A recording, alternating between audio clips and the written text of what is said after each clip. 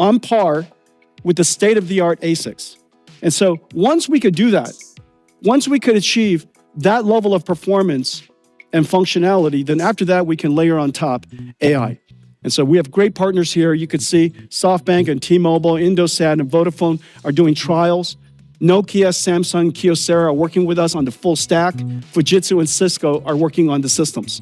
And so now we have the ability to introduce the idea of AI on 5G or AI on 6G along with AI on computing. We're doing that with quantum computing.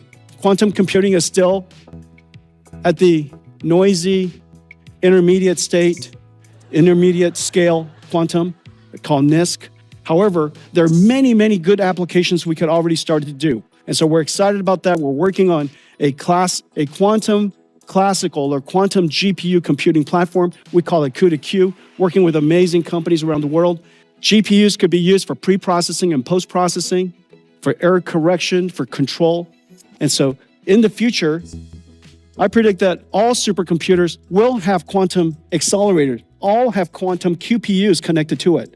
And so a supercomputer would be a QPU with QPUs and GPUs and some CPUs. And that would be the representation of a modern computer.